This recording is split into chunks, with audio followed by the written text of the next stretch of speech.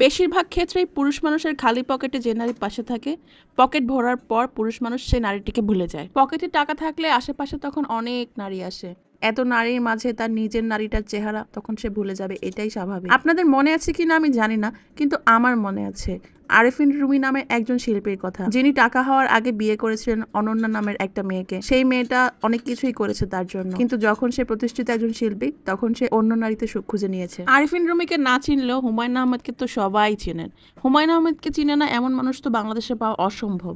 শুধু যে পুরুষ মানুষই পাল্টায় তা কিন্তু না, আমাদের চারপাশে এমন অনেক নারীই আছে যারা স্বামীর টাকায় শিক্ষিত ও স্মার্ট হয়ে কাপড় চাপড় বদলানোর মতো করে স্বামীও বদলে ফেলেন। কিছুদিন আগে ফেসবুকে একটা পোস্ট খুবই ভাইরাল হয়েছিল, যেখানে বলা হয়েছিল ঋণ করে স্ত্রীকে নার্সিং পড়িয়ে নার্স হিসেবে প্রতিষ্ঠিত করে দেওয়ার পর সেই নার্স স্ত্রী তার সহপাঠীকে বিয়ে করে নিয়েছেন, আর সেই স্বামী বেচারা এখনো ঋণের বোঝা টেনে যাচ্ছেন। এই পোস্ট হয়তো অনেকে নাও দেখতে পারেন, যারা এই পোস্ট না দেখেছেন তারা নিশ্চয়ই নাসির আর তামিমাকে চিনে থাকবেন, যে তামিমা কিনা এয়ার হোস্টেস হওয়ার জন্য তার প্রাক্তন স্বামীকে লোন করিয়ে টাকা নিয়েছিল।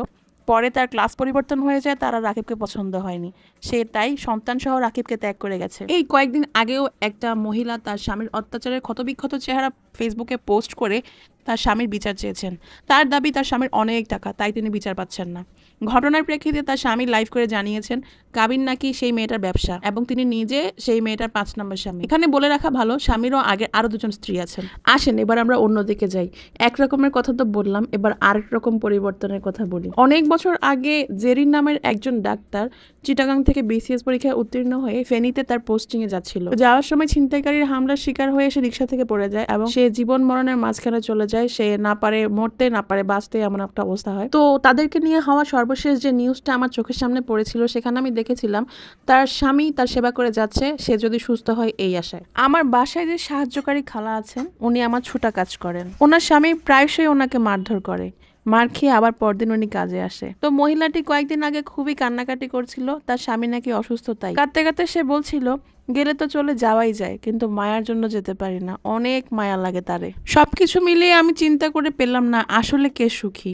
জাস্টিন ট্রুডোর মতো মানুষের বউ থাকে না, শিশিরের মতো সুন্দরী বউ ঘরে রেখে সাকিব আল হাসান অন্য কোথাও সুখ খুঁজতে চায়। সবকিছু পর্যালোচনা করে যা বুঝলাম যে নারী বা পুরুষ আপনার জীবনে টাকা বা সৌন্দর্য দেখে আসবে, তারা কখনো স্থায়ী হওয়ার নিয়তে আসবে না, কিন্তু যে আপনাকে সত্যি ভালোবেসে আসবে সে আপনার বিকল্প খুঁজতে যাবে না। আসলে বিবাহিত জীবনের প্রকৃত সুখী হতে টাকা পয়সার থেকেও ভাগ্য সহায় হওয়াটা বেশি জরুরি। ভাগ্য সহায় হলে টাকা পয়সার কমতি থাকলেও জীবনে কখনো সুখের কমতি হয় না, কিংবা পার্টনার খোঁজার মতো অস্বস্তিকর হুমকির মুখেও পড়তে হয় না। তবে দুনিয়ায় যে যাই করুক তার ফলাফল প্রকৃতি বাকি রাখে না। প্রকৃতি কোনো ঋণ রাখতে পছন্দ করে না।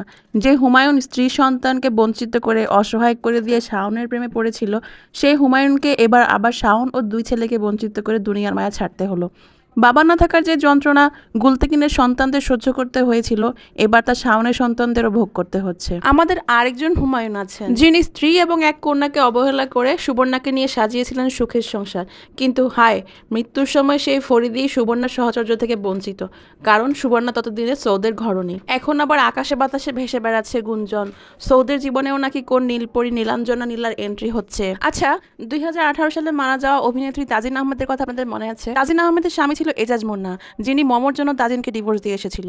এই মমই কিন্তু আবার শিহাব শাহিনের জন্য এজাজ মুন্নাকে ছেড়ে গেল। ওই যে কর্মফল কাউকে ছাড়ে না, দিন শেষে দুনিয়ায় যে যাই করুক সেটা সে ভোগ করে তারপরে সে মরতে হবে। সৌভাগ্য বা দুর্ভাগ্য যেটাই বলেন না কেন, কর্মফল ভোগ না করে যদি কেউ মরে যায়, তাহলে তার সেই কর্মফল ভোগ করতে হবে তার সন্তানকে। অনেক কথা বলে ফেললাম, বলে আসলে নিজেকে হালকা করলাম। এবার আসেন রেসিপির দিকে যাই। কি রান্না করলাম? আসলে একটা মাটির হাঁড়ি কিনেছিলাম, যেখানে আমি গরুর মাংস রান্না করতে চেয়েছিলাম। তো ইউটিউবে যে কটা রেসিপি দেখেছিলাম সেখানে মোটামুটি মাংসগুলো রান্না হইতে 2 ঘন্টার মতো সময় লাগবে বলেছিল।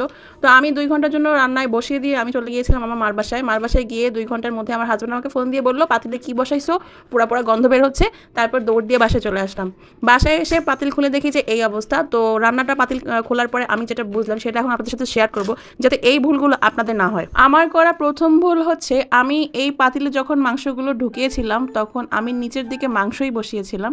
তো এখানে আপনারা যেটা করবেন, নিচের দিকে চর্বিগুলো দেওয়ার চেষ্টা করবেন, তাহলে নিচের দিকে আর আটকে যাবে না, চর্বিগুলো গলে গলে যাবে। 2 নম্বর ভুল আমার যেটা ছিল, আমি এখানে কোনো পানি দেইনি। আপনারা এখানে এক্সট্রা করে পানি দিবেন, তাহলে এরকম শুকনা হবে না।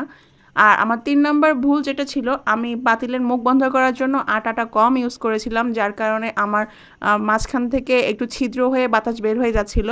তো আপনারা এখানে আটাটা আরও বেশি পরিমাণে ইউজ করবেন যাতে বাতাসটা বের হয়ে যেতে না পারে। তো যাই হোক, রান্নার মাঝেই বলে দিয়েছিলাম যে আম্মুর বাসায় গিয়েছিলাম, রান্না বসিয়ে তারপর ওখানে গিয়ে বললাম যে আমি এটা রান্না করছি, আমার বাসায় আসো। তারপর আমার ভাইয়েরা, আমার ভাইয়ের বউ, আমার মা আসলো। তারপরে আমরা সবাই মিলে একসাথে বসে খেলাম, ভালোই লেগেছিল, অতটাও খারাপ না। যাই হোক, অনেকক্ষণ ধরে বকবক করছি, আপনারা আমাকে সহ্য করছেন, ধন্যবাদ। এইভাবে আরও অনেক বকবক করবো যদি আপনারা উৎসাহ দেন। এখানে বলে রাখা ভালো, কাউকে ক্রিটিসাইজ করা আমার উদ্দেশ্য নয়, আমার উদ্দেশ্য হচ্ছে চারপাশে ঘটে যাওয়া ঘটনাগুলো থেকে শিক্ষা। তো আজকের জন্য এতটুকুই থাক, আবার আসবো অন্য একটা ভিডিও নিয়ে, আরও অন্য কোনো টপিক নিয়ে বকবক করতে। ততদিন পর্যন্ত সবাই ভালো থাকবেন। আল্লাহ হাফেজ, আসসালামু আলাইকুম।